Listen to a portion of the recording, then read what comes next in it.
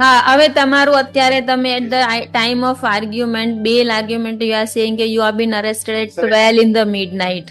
હવે આ વસ્તુ ખાલી મારા 12 વાગે અરેસ્ટ કર્યાનું એ કહે છે, એમાં શું કેવું છે? તમે 12 વાગે અરેસ્ટ કર્યા છે બેનને? બેનને 12 વાગે અરેસ્ટ કર્યા? બેનને રાત્રે 12 વાગે ક્યાંથી? એને આફ્ટર સનસેટ બેનને કોણ અરેસ્ટ કરવાનું? તો પોલીસ એવી હિંમત કરે? કોઈ બેનને કોઈ પણ પોલીસ વાળા સનસેટ પછી અરેસ્ટ કરવાની મને નથી લાગતું કરે હિંમત.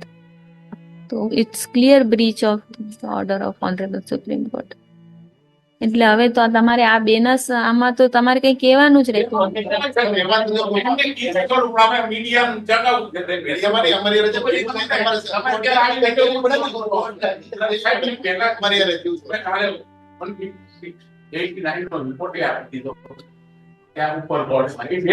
પણ તમારું પણ શું સ્ટાન્ડર્ડ છે? 2 દિવસમાં તમે રિમાન્ડ માંગો છો ને 2 દિવસ પછી 189 માં જાઓ છો.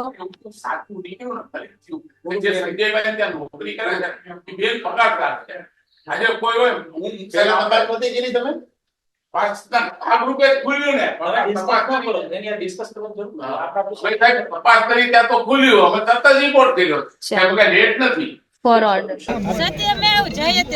પ્રમાણે અત્યારે દીકરી હજી બહાર આવી રહી છે, એની માનસિક મનોદશા એને થોડી સેટ થવા દો. મીડિયાના મિત્રોને આપ સૌના માધ્યમથી ગુજરાતની પ્રજાનો હું ધન્યવાદ માનું છું, કારણ કે જે પ્રમાણે આખું એ સોશિયલ મીડિયા અને મીડિયાના માધ્યમથી યુદ્ધ ચલાવ્યું, સરકારને જે દબાણ ઊભું કર્યું, જે પ્રક્રિયાના ભાગરૂપે આજે જામીન મળવાની હતી, એ જ પ્રક્રિયાના ભાગરૂપે આજે કોર્ટમાંથી નામદાર જજે જે જામીન આપ્યા ને એના ભાગરૂપે દીકરી આજે બહાર આવી છે.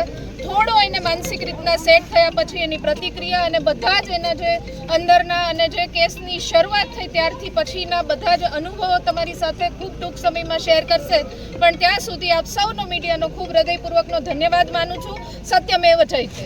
સેશન્સ પાયલબેન અશ્વિનભાઈ ગોટીનો હું એડવોકેટ હતો. સેશન્સ નામદાર સેશન્સ કોર્ટમાં અમે એક જે બેલ એપ્લિકેશન ફાઇલ કરી હતી, એના આધારે નામદાર સેશન્સ કોર્ટે 15,000 રૂપિયાના જામીન ઉપર બેનને મુક્ત કર્યા છે. આ એનો જેલ મુક્તિનો ઓર્ડર છે.